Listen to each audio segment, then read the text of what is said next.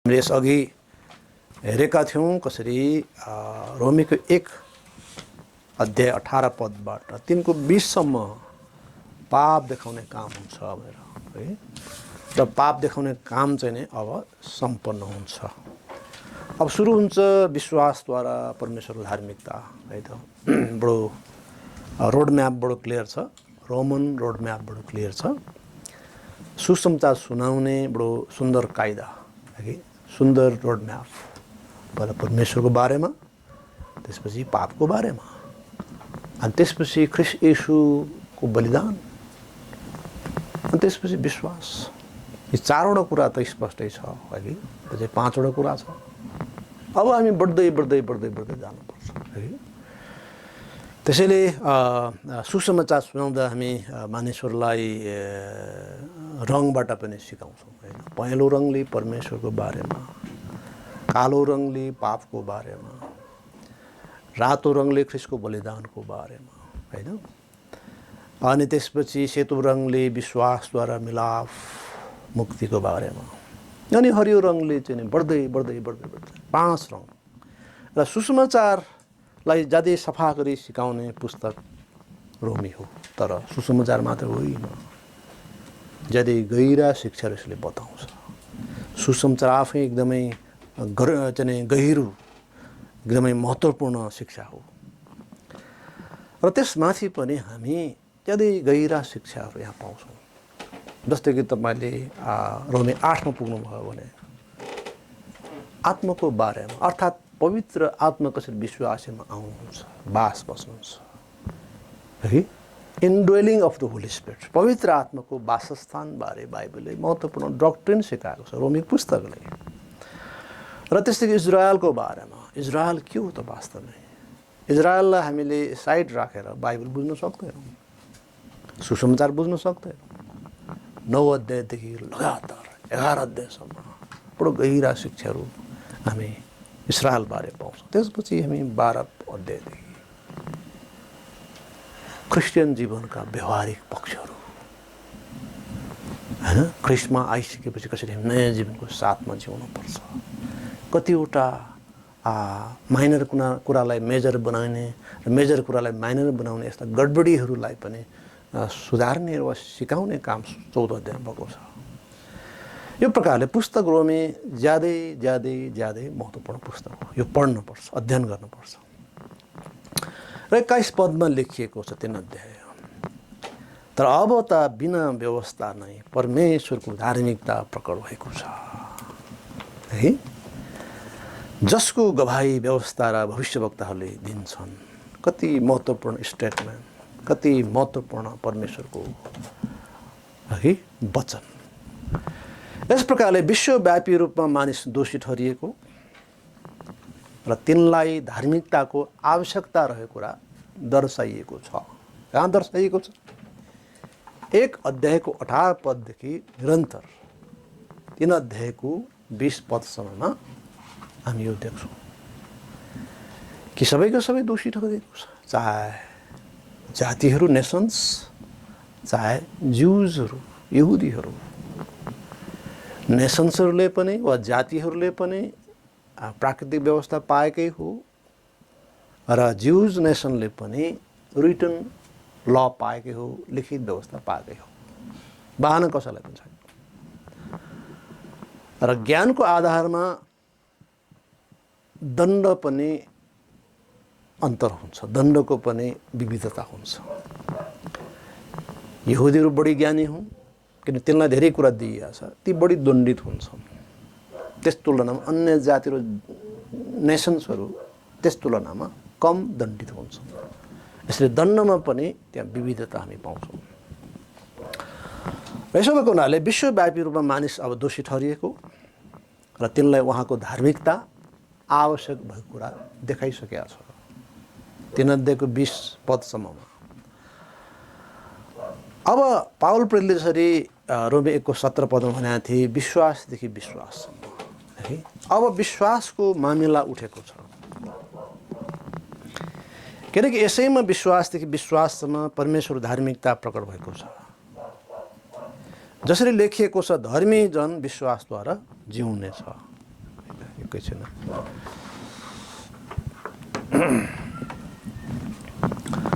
त्यस प्रकारले रोमी 1 अध्यायको 17 पद जुन भनेको छ, किनकि यसैमा विश्वासदेखि विश्वाससम्म परमेश्वरको धार्मिकता प्रकट भएको छ। अब विषय परिवर्तन भएको छ, अर्थात् विश्वासद्वारा परमेश्वरको धार्मिकता। जसरी लेखिएको छ, धर्मी जन विश्वासद्वारा जिउनेछ। अब विषय परिवर्तन हुन्छ। परमेश्वरको विषयमा अध्ययन भइसकेपछि पापको विषयमा व्यापक अध्ययन भएको थियो। परमेश्वरबाट व्यापक रूपमा प्रकाश गरिएको हो उहाँको सत्यता, यस सम्बन्धमा महत्त्वपूर्ण सत्यता। अब आयो विश्वास, विश्वासदेखि विश्वाससम्म। विश्वासद्वारा हामी बचाइएका छौँ, विश्वासद्वारा हामी जिउँछौँ। किन धर्मी जन विश्वासद्वारा जिउँछ। ग्रहण गरियो, प्रभुलाई ग्रहण गरियो, त्यस दिन विश्वास गरियो, सक्यो होइन। अब जीवनभर विश्वास गरिन्छ, विश्वासदेखि विश्वाससम्म। यसर्थ यस खण्ड अब प्रारम्भ भएको छ, विश्वासदेखि विश्वाससम्म है। यसर्थ विश्वासद्वारा नै हामी ख्रिस्टमा कलमी हुन्छौँ, बनिँदै बनिँदै पनि जान्छौँ। रोमी 11:17 त्यो भन्छ, ख्रिस्टमा कलमी हुन्छौँ अनि त्यसैमा हामी बढ्दै बढ्दै जान्छौँ। र विश्वासद्वारा ख्रिस्टमा जीवन सुरुवात हुन्छ। विश्वासद्वारा नै क्रिस्चियन जीवनको प्रगति हुन्छ। विश्वासद्वारा जीवन सुरुवात हुन्छ, कलमी हुन्छ ख्रिस्टमा। अघि अब विश्वासद्वारा हाम्रो क्रिस्चियन जीवनको उन्नति प्रगति पनि हुन्छ, विजय हुन्छ। र अबको 2:4 लेखिएको छ, धर्मी जन विश्वासद्वारा नै जिउँदछ। या अबको 2:4 लेखिएको छ। यसर्थ परमेश्वरको धार्मिकता अब यहाँ उल्लेख भएको छ। अब बिना व्यवस्था परमेश्वरको धार्मिकता प्रकट भएको छ। त परमेश्वरले व्यवस्था किन दिनुभयो? यो गर अनि त्यो नगर भन्ने आज्ञाहरूको सूची किन दिनुभयो? किनभने मानिस व्यवस्थाद्वारा कोही धर्मी ठहरेको छैन। र परमेश्वरको धार्मिकता अद्वितीय छ, यो केहीसँग तुलना गरिन्न है। यसको स्रोत परमेश्वर स्वयं हुनुहुन्छ। यसले पापको दण्ड र व्यवस्थाको माग पुरा गर्दछ।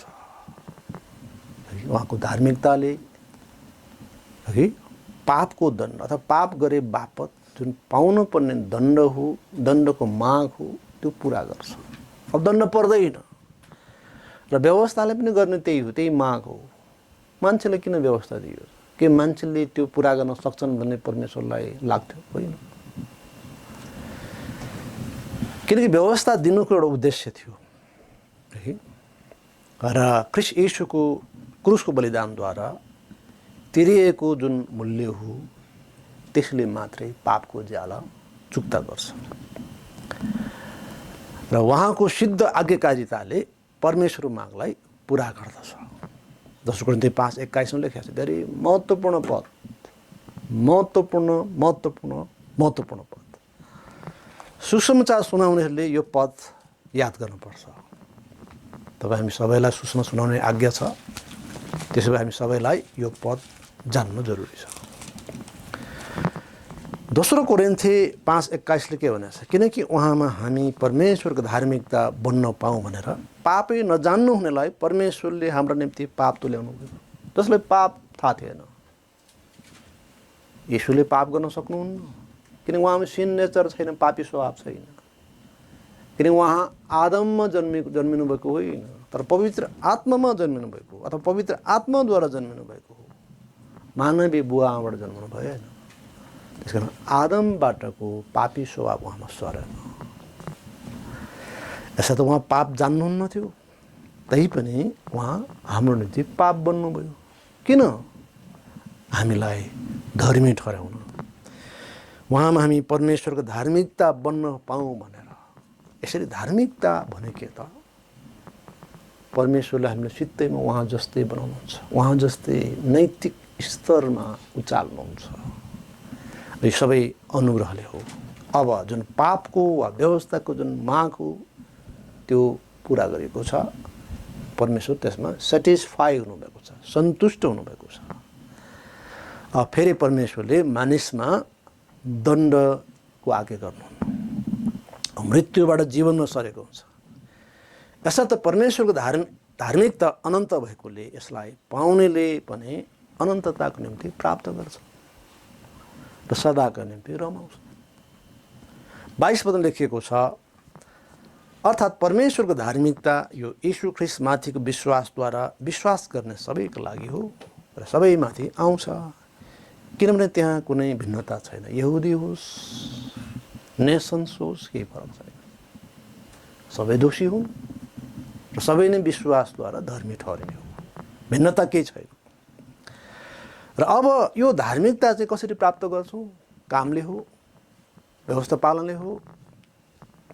अब नेसन्सहरूमा पनि वा जातिहरूमा पनि, अर्थात् अन्य जातिहरूमा पनि है, उनीहरूमा पनि के छ त?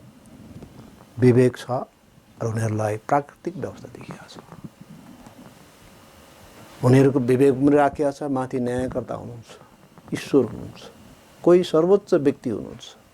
होला स्पष्ट व्याख्या छैन, स्पष्ट बुझिया छैन, तर माथि सुप्रिम बिइङ हुनुहुन्छ, सर्वोच्च व्यक्तित्व हुनुहुन्छ भन्ने विवेकमा छ। र बुवाआमालाई आदर गर्नुपर्छ, ठुलालाई मान गर्नुपर्छ भन्ने पनि विवेकमा छ। हत्या गर्नुहुन्न, व्यभिचार गर्नुहुन्न, चोरी गर्नुहुन्न, झुट बोल्नुहुन्न, लोभ गर्नुहुन्न, यी सबै कुरा छ। केही कुरा बाहेक व्यवस्थाका अधिकांश कुरा मान्छेको विवेकमा छ। त्यो प्राकृतिक व्यवस्था हो, सृष्टिबाट तिनले जानेका छन्, विभिन्न कोणबाट तिनले इतिहासबाट सिकेका छन्, धेरै कोणबाट सिकेका छन् तिनले। मानिसमा पनि, सबै मानिसमा पनि त्यो किसिमले प्राकृतिक व्यवस्था छ। तर के त्यो पालन गर्न सकिन्छ? परमेश्वरले 10 आज्ञा किन दिनुभयो? म परमप्रभु हुँ, मलाई बाहेक कसैले नपुज्नु, पहिलो आज्ञा। मेरो सामने कुनै प्रतिमूर्ति बनाएर पुज्ने काम नगर्नु, दोस्रो आज्ञा। मेरो नाम व्यर्थमा नलिनु, तेस्रो। विश्राम दिन पालन गर्नु, चौथो। बुवाआमालाई आदर गर्नु, पाँचौँ। हत्या नगर्नु, छैटौँ। व्यभिचार नगर्नु, सातौँ। चोरी नगर्नु, आठौँ। झुट नबोल्नु, नौँ। लोभ नगर्नु, 10औँ। यी 10 आज्ञाहरू जो छ किन दिइयो त? परमेश्वरको जुन स्तर हो, नैतिक स्तर हो, त्यो स्पष्ट पार्न दिइयो ताकि मानिसले बुझोस् कि त्यो नैतिक स्तरमा कहिले हामी पुग्न सक्दैन। अर्थात् अब कामद्वारा धर्मी ठहरिन सकिँदैन। यसैको लागि ख्रीष्ट येशू आउनुभयो, हामी सबैको लागि बलिदान हुनुभयो। अघि त्यही कुरा 22 पदले भनेको हो। यसर्थ येशू ख्रीष्टमाथिको विश्वासद्वारा परमेश्वरको धार्मिकता प्राप्त हुन्छ। आमेन। हामी परमेश्वर जस्तै निर्दोष हुन्छौँ, अथवा परमेश्वर नजरमा हामी निर्दोष हुन्छौँ, धर्मी हुन्छौँ। अब परमेश्वर क्रोध अन्त गरिएको हुन्छ। हामी मृत्युबाट जीवनमा सारिएका हुन्छौँ। हामी मृत्युबाट जीवनमा सारिएका हुन्छौँ। कति अचम्मको योजना परमेश्वरको। कामद्वारा होइन तर विश्वासद्वारा अनुग्रहले मुक्ति पाइन्छ। एफिसी 2:8-9 लेखिएको छ। कामद्वारा होइन। कामको कुरा गर्ने भने हामी के कहिले निर्दोष हुन सक्छौँ? कि कोही मानिस कहिले झुट नबोल्ने होला? कि कोही मानिस कहिले यी आज्ञाहरू नतोड्ने होला? यो हृदय पापी हो, दुष्ट हो, शरीरलाई अनेक दुःख दिएका छन् मानिस, तर पनि दुष्टता छ। सबै घरबार त्यागेका छन्, सबै कुरो लोभबाट उन्मुक्त हौँ भनेर त्यागी भएर हिँडेका छन्, तै पनि तिनमा लोभ छ। लोभले त छाडेको छैन। यसर्थ मानिस कोही पनि कामद्वारा धर्मी ठहर्न सक्दैन, किनकि 23 पदले भनेको छ सबैले पाप गरेका छन् र परमेश्वरको महिमा रहित हुन गएका छन्। सबैले, चाहे ज्युजहरू वा यहुदीहरू, चाहे जेन्टाइल्स वा नेसन्स वा अन्य जातिहरू, राष्ट्रहरू, जोसुकै, सबैले पाप गरेका छन् र सारा संसार परमेश्वर सामु दोषी छन्। कि तपाईँ ठान्नुहुन्छ म निर्दोष छु? धेरै अगाडि एक ठाउँमा सुसमाचार सुनाउने क्रममा एउटा बुढी आमाले भन्नुभयो, मैले त पाप गरेको छैन भन्नुभयो। हामी प्रचार गर्दै थियौँ कि हामी सबैले पाप गरेछ। उहाँले सभापछि भन्नु मैले त पाप गरेको छैन। हो र आमा, तपाईँले कसरी भन्नुहुन्छ पाप गरेको छैन? मैले कसैलाई मारेको छैन, कसैको फट्याइ गरेको छैन, चोरेको छैन, अनि मैले पाप गरेको छैन। मैले भने कि तपाईँले परमेश्वर सृष्टिको लागि मलाई धन्यवाद दिने काम गर्नुभएको छ? गरेको छैन। घाम, जुन ताराहरू, जुन हावा पानी सबैलाई धन्यवाद दिनुहुन्छ? दिएको छैन। त्यो पाप। परमेश्वरका उत्तमताको लागि, भलाको लागि धन्यवाद नदिनु ठुलो अपराध हो। यो धेरै बुझ्दैनन् म पापी हो भनेर। र पापको परिभाषा पनि विभिन्न छन्। खुट्टाले कुचो छोएमा पाप, फुल टेपेमा पाप, तामालाई खुट्टाले छोएमा पाप, कसैलाई आफ्नो खुट्टाले छोएमा पाप है। आफ्नो खुट्टाले कसैले छोयो, परमेश्वरी भनेछ भने म दुखी छु, मैले पाप गरेँ, मलाई क्षमा होस् भन्नु खोजेको। र यस किसिमले मानिसको चाहिँ नि पापको विषयमा व्याख्या फरक छ। कोही चाहिँ बाटो बढाएर हिँड्छन्, किरा मर्ला कि फट्याङ्ग्रा मर्ला कि अरू जीव मर्लान् कि होइन। कोही चाहिँ सधैँ मास्क लाएर हिँड्छन्। कोरोनाको युगमा मात्र होइन, अरू अघिका समयमा पनि मास्क लाएर हिँडिरहेको छ। प्रवचन दिनुपऱ्यो मास्क लाएर। किन रे भन्दाखेरि खुला रूपमा सास फेर्दाखेरि थुप्रै अदृश्य किराहरू भित्र पस्छन् अनि ती ठहरै हुन्छ। त्यो पाप हो भन्छ। त्यसो त मेरो प्रश्न छ, उहाँहरूको पेटमा पनि कहिले कहिले जुका त पर्ला कि जुकालाई पाल्नुहुन्छ कि त्यसलाई सिधाउने काम गर्नुहुन्छ? त्यसलाई पाल्दा त आफू सिधिने भयो। जुम्रा परेर के गर्नुहुन्छ होइन? यसर्थ यी कुराहरू जुन कुरा पाप होइनन् ती कुरालाई पाप भनिएको र जुन कुरा पाप हो त्यसलाई पाप होइन भनिएबाट मान्छे आफै गाजेमाजेमा परेको देखियो होइन, अन्ध अवस्थामा परेको देखियो। यो समस्या हो। र 24 पद लेख्या छ, उहाँको अनुग्रहद्वारा ख्रीष्ट येशूमा भएको छुटकारा कारणले तिनीहरू सित्तैमा धर्मी ठहरिन्छन्। यो परमेश्वरको धार्मिकता, यो परमेश्वर योजना सित्तैमा। किनभने कामद्वारा कोही धर्मी हुनेवाला छैन। मानवीय कोसिस वा काम बिना नै अब उहाँको अनुग्रहद्वारा मानिस धर्मी ठहरिने हो, अथवा वरदानद्वारा धर्मी ठहरिने हो, कामले होइन। किनकि ख्रीष्टले यस मूल्यका निम्ति आफूलाई बलिदान स्वरूप दिइसक्नुभयो। ख्रीष्टले परमेश्वरलाई सेटिस्फाई बनाइसक्नुभयो, सन्तुष्ट पारिसक्नुभयो। उहाँको धार्मिकता अब विश्वास गर्नेहरूमा दिइएको छ। जुन कुरा हामी दोस्रो कोरिन्थी 5:21 पाउँछौँ। उहाँले हाम्रो पाप बोक्नुभयो र हामीलाई उहाँले आफ्नो धार्मिकता दिनुभयो। त्यसकारण जसरी ख्रीष्ट प्रभु परमेश्वरको सामुन्ने प्रिय हुनुहुन्छ त्यसरी हामी प्रिय बनेका छौँ। ख्रीष्टको कारणले हामी प्रिय बनेका छौँ। अब परमेश्वरले हामीलाई हेर्नुहुँदा हामी देखिनु हुँदैन। हामी देखियौँ भने हामीले मुक्ति पाएको छैनौँ। त ख्रीष्ट देखिनुपर्छ। अत ख्रीष्टमा हाम्रो जीवन लुकेको हुनुपर्छ। त परमेश्वर जब हेर्नुहुन्छ तब ख्रीष्ट देख्नुहुन्छ, ख्रीष्टको बलिदान देख्नुहुन्छ। जब ख्रीष्टको बलिदान, ख्रीष्टको रगत देखिन्छ तब त्यो घरले निस्तार पाउँछ, त्यो व्यक्तिले निस्तार पाउँछ, दण्डबाट ऊ बच्छ। प्रभुले बारम्बार सिकाउनु भएको कुरा त्यही हो कि ख्रीष्टको बलिदानद्वारा अब मानव जातिको पापहरूको प्रायश्चित गरिन्छ। र 25 पदमा लेखेको छ, उहाँलाई परमेश्वरले प्रायश्चित ठहराउनु भयो जो उहाँको रगतमा गरिएको विश्वासद्वारा कार्यकारी हुन्छ। यो चाहिँ परमेश्वरको सहनशीलतामा पहिले गरिएका पापहरूको क्षमाको विषयमा आफ्नो धार्मिकता प्रकट गर्नका निम्ति हो। आमेन। किन सित्तैमा धर्मी ठहरिने हो? किनकि ख्रीष्टले हाम्रो लागि प्रायश्चित गरिसक्नुभयो। आमेन। उहाँलाई परमेश्वरले प्रायश्चित ठहराउनु भयो। प्रायश्चितको अर्थ के हो? टु कभर हो। प्रोपिसिएसन, प्रायश्चितको अर्थ टु कभर, ढाक्नु। अब मानिसको पाप ढाकिन्छ।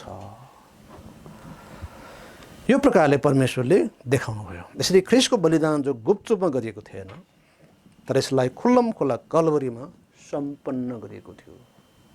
बाहिर चिच्याइरहेका थिए, येशूलाई मार्नै पर्छ, झुन्ड्याउनै पर्छ, सिध्याउनै पर्छ, येशू सिध्याइयोस्।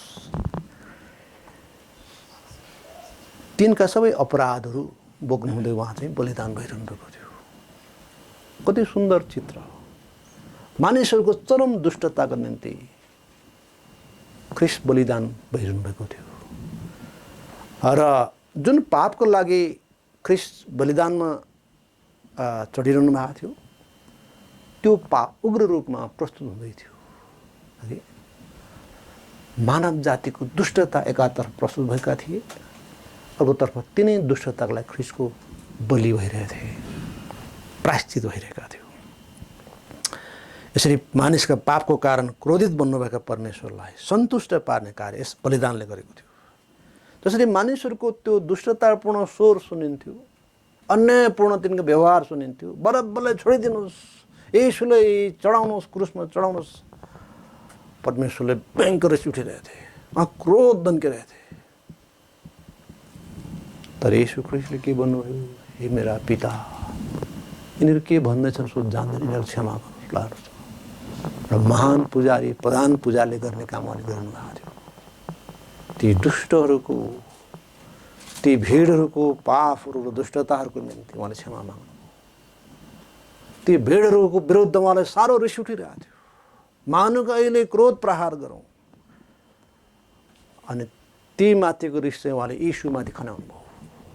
भयङ्कर पीडा उहाँमाथि भयो र उहाँले भन्नुभयो, हे मेरा परमेश्वर, मेरा तपाईँले मलाई किन त्याग्नु? यसरी यीशु ख्रीष्टले मानव जातिको दुष्टताको निम्ति प्रायश्चित गर्ने काम गर्नुभयो। तिनको पापलाई ढाकिदिनु भयो। प्रभु भएको तिनलाई क्षमा गर्छ, म नै बलि भएँ, म माथि तपाईँ क्रोध राख्नुहोस्। यो कति ठुलो बलिदान।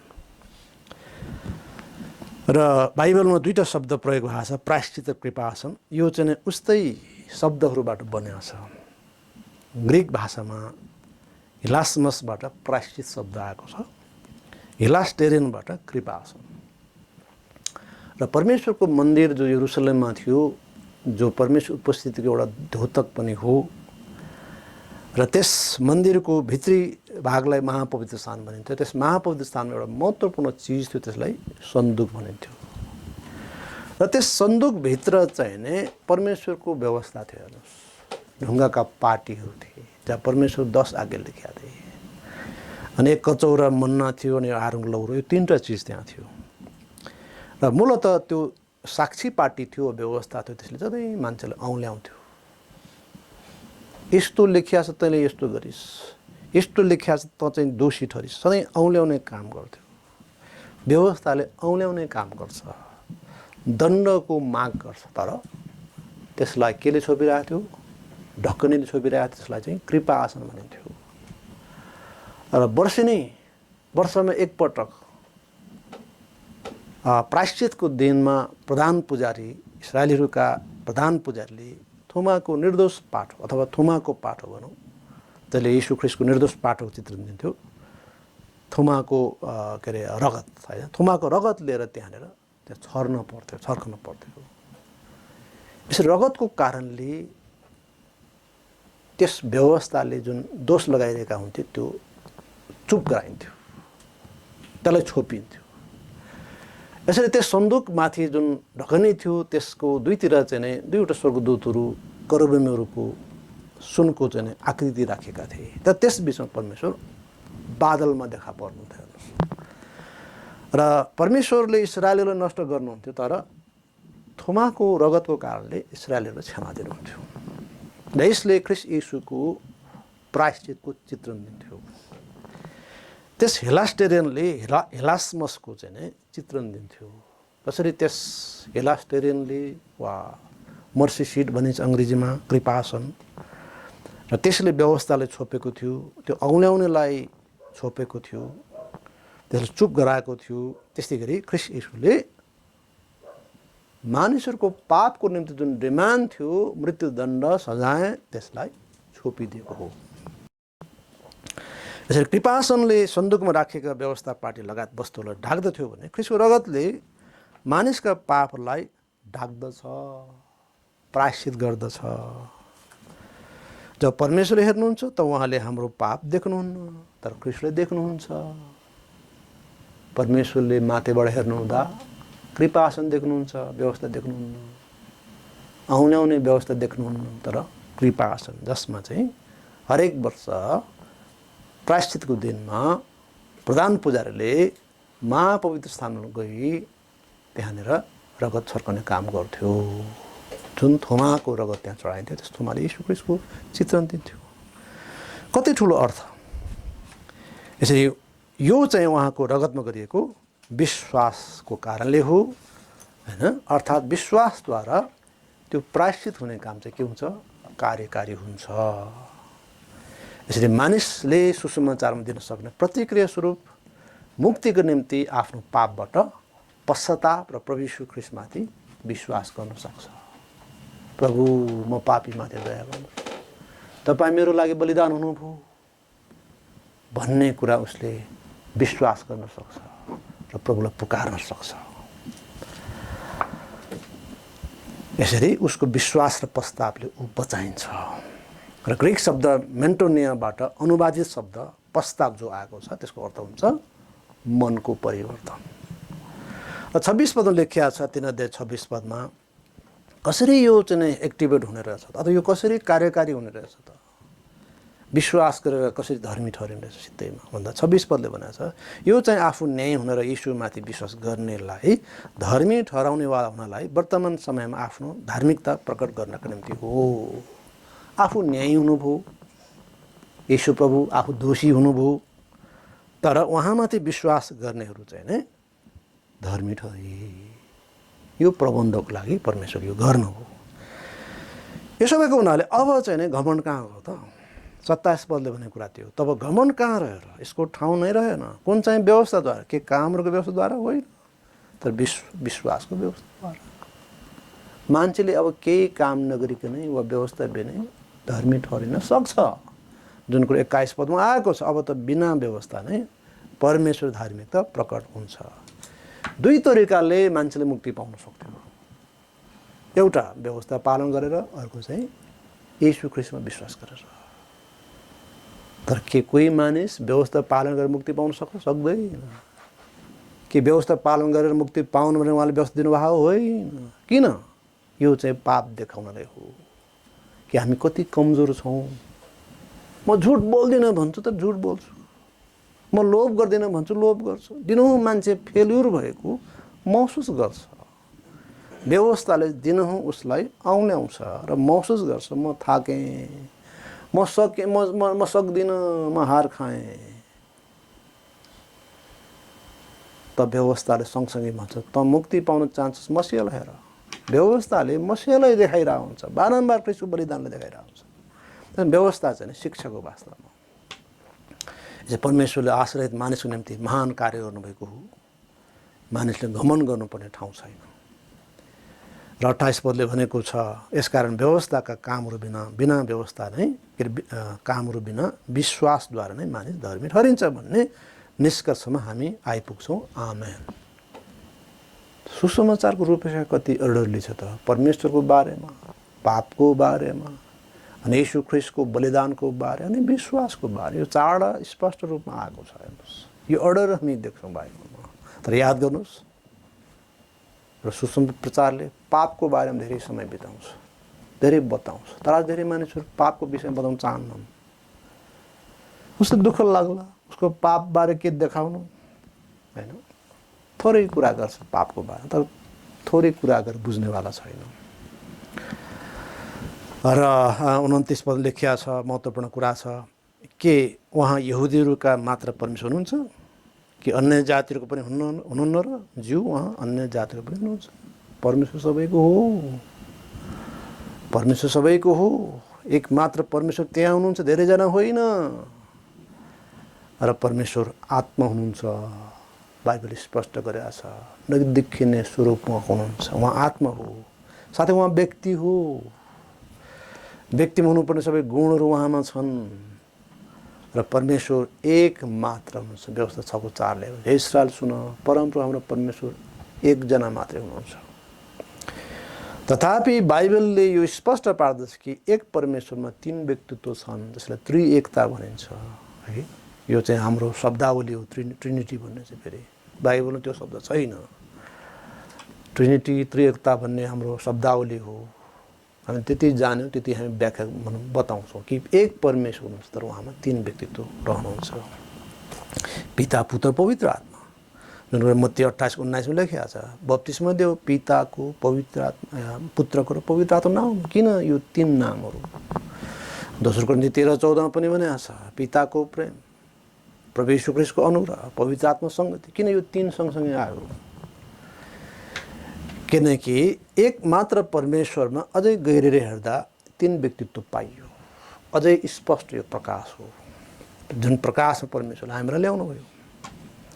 यसर्थ उहाँ ईश्वरोत्तम एक हुनुहुन्छ, तर उहाँमा 3 व्यक्तित्व रहेका छन्। परमेश्वर सबैको मालिक हो, शासक अनि न्यायकर्ता हो, र मानिसको अस्तित्व उहाँमा निहित छ, र हामी उहाँमै जिउँछौँ, चलहल गर्छौँ। जसरी प्रेरित 17:28 भनेको छ, त्यो एथेन्सवासीहरूलाई पावलले कडै साथ भने, तपाईहरू धेरै धर्मनुरागीहरू हो, धेरै विद्वान हो, ठिकै हो, तर तिनले ज्युजहरूलाई च्यालेन्ज दिन सक्दैन। ग्रिकहरू जति नै घमण्डी, हामी विद्वान हौँ, तर ज्युजहरूलाई तिनले च्यालेन्ज दिन सक्दैन। अब क्रिस्चियनहरूले च्यालेन्ज दिन सक्दैन, किनभने तिनको विद्वता फेलुर भइसक्यो। जब ख्रिस्टको बलि उठाएको फेलुर भयो, जुन कुरा हामी कलसी पुस्तक अध्ययन गर्दा हामीले हेरिसकेका छौँ। यसर्थ अब पावलले भनेका त्यस मार्सेलमा ठुलो ठाउँमा जहाँ ठुलो मात्रामा सभा जुटेका थिए पावलको कुरा सुन्नलाई, तपाईँहरूको कुनै ठाउँमा मैले यसो देखेँ, नजानिएको परमेश्वर लाग्यो, जसलाई तपाईँहरू जान्नुहुन्न, उहाँको बारेमा बताउँदै सुन्नुहोस्। उहाँमा हामी चलहल गर्छौँ, उहाँमा हामी जिउँछौँ, नजिकै हुनुहुन्छ, छाम्दा पनि भेटिने नजिकमा, निकटतामा। कति पावरफुल वचन, त्यस दिन पावलले कति साहसपूर्वक प्रचार गरे। पवित्र आत्मा सामर्थ्यले एउटा क्रिस्चियनले यसरी प्रचार गर्दछ। नेसन्सहरूको अनेक किसिमको वाद र प्रतिवादहरू, भनौँ वाद र अनेक कार्य सिद्धान्तहरू, दर्शनहरूलाई रद्द गरिन्छ, र ती सबै कुरा परमेश्वर सामु मूर्खता हो। र उहाँ परमेश्वर सबैको परमेश्वर, चाहे यहुदीका चाहे ग्रिक सबैका। र 30 पदमा लेखिया छ, किनकि एक परमेश्वर हुनुहुन्छ जसले खतना भएकाहरूलाई पनि विश्वासद्वारा, खतना नभएकाहरूलाई पनि विश्वासद्वारा नै धर्मी ठहराउनुहुन्छ। खतनाको के अर्थ रह्यो त? अर्थ छ, तर त्यसले मुक्ति दिँदैन। यहुदीपनको के अर्थ छ? अर्थ छ, तर त्यसले मुक्ति दिँदैन। अवसर हो खतना, यहुदीपन अथवा यहुदी वंशबाट जन्मिने एउटा अवसर हो, तर त्यो अवसर भनेको परमेश्वर वचन प्राप्त गर्नु हो। त्यो बुझिन्न, स्वीकार गरिन्न, विश्वास गरिन्न भने त्यसको कुनै अर्थ छैन, कुनै तुक छैन। यसर्थ परमेश्वरले खतना भएकाहरू पनि विश्वासैद्वारा, खतना नभएकाहरू पनि विश्वासैद्वारा धर्मी ठहराउनुहुन्छ, अरू उपाय छैन। र 31 पदमा आएर अन्तमा, तब के हामी विश्वासद्वारा व्यवस्थालाई व्यर्थ तुल्याउँछौँ त अब बिना व्यवस्था परमेश्वर धार्मिकता प्रकट गर्नुभयो भनेपछि अब व्यवस्था चाहिँ बेकाम भयो, काम छैन त्यसको।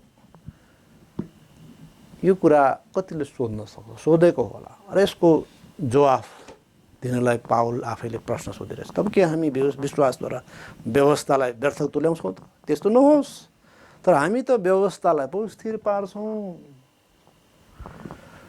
यसर्थ विश्वासद्वारा हुने धार्मिकतालाई व्यवस्थालाई रद्द गर्दैन, तर त्यसलाई स्थिर पो पार्दछ। भन्न मतलब के? यसले व्यवस्थाको महत्त्व अझ स्पष्ट पार्छ। जसरी व्यवस्थालाई हुबहु जस्तो परमेश्वर चाहनुभयो त्यस्तै पालन गर्दा हामी धर्मी ठहरिन्थ्यौँ, ठिक त्यस्तै हामी धर्मी ठहरिएका छौँ। यस्ता त्यो व्यवस्थाको ठुलो महत्त्व अब यहाँ देखियो।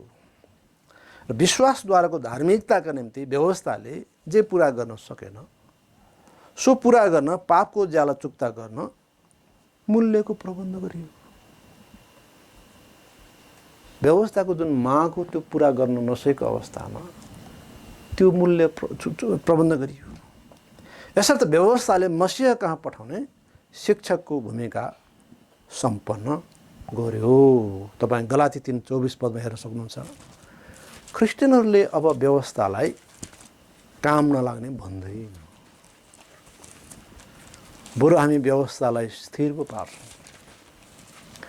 व्यवस्थाको पक्षमा क्रिस्चियनहरू छन्, अर्थात् अब पवित्र आत्माद्वारा व्यवस्था पालन गर्छौँ। हामी विश्वासीहरू मुक्तिको लागि व्यवस्था पालन गर्दैनौँ कि मुक्ति पाइसकेको हुनाले अब हामी ती आज्ञा मुताबिक जिउँछौँ। गलाती 3:24ले भनेको छ, यसकारण व्यवस्था चाहिँ हामी विश्वासद्वारा धर्मी ठर्यौँ भनेर हामीलाई ख्रीष्टकहाँ ल्याउने हाम्रो शिक्षक भएको छ। यो शिक्षक व्यवस्थाको महत्त्व आज हामीले जान्न बुझेका छौँ। व्यवस्था जरुरी थियो, आवश्यक थियो। आमेन। आज हामी व्यवस्थाका आज्ञाहरूलाई मनन गर्छौँ र पवित्र जनहरूलाई व्यवस्था पालन गर्न सामर्थ्य दिएको छ। अब व्यवस्था पालन गर्न सामर्थ्य दिएको छ। तपाईँ रोमी 8:3 र 4 हेर्नुहोस्। व्यवस्थालाई एकातिर फ्याँक्न भनिएको छैन। हेर्नुहोस् रोमी 8:3 र 4। किन जुन व्यवस्थाले शरीरद्वारा कमजोर भएको हुनाले गर्न सकेन, जुन कुरा व्यवस्थाले शरीरद्वारा कमजोर भएको हुनाले गर्न सकेन, त्यही कुरा परमेश्वरले आफ्नो पुत्रलाई पापमय शरीरको समानतामा र पापको निम्ति पठाइकन गर्नुभयो र शरीरमा पाप र दण्डको आज्ञा दिनुभयो। यसैले कि व्यवस्थाको धार्मिकता हामीमा जो शरीर अनुसार होइन तर आत्मा अनुसार हिँड्छौँ पूरा होस्। आमेन। अपवित्र आत्मा अनुसार जिउनेहरूले व्यवस्था पालन गर्दाको धार्मिकता प्राप्त गर्छ। ज्यादै स्पष्ट छ। यसर्थ अपवित्र जनहरूलाई व्यवस्था पालन गर्न सामर्थ्य दिएको छ। त्यो सामर्थ्य पवित्र आत्माबाट पाउँछौँ है। त्यसैले ज्यादै स्पष्ट गरी बाइबलले भन्छ कि अब हामी आत्मामा जियौँ भने शरीरको अभिलाषा पुरा गर्नु पर्दैन। गलाती पुस्तकले त्यो भन्छ। अर्थात् अब आत्मामा जिउनेहरूले व्यवस्थाका आज्ञाहरू पालन गरेको हुन्छ, परमेश्वरले सेटिस्फाई हुने गरी। र यो सबै कुरा आत्मामा जिउँदा सम्पन्न कुरा हुने कुरा हुन्। यसरी हामीलाई ख्रीष्ट येशूमा विश्वास गरेबाट सत्यमा धर्मी ठहराइएको छ।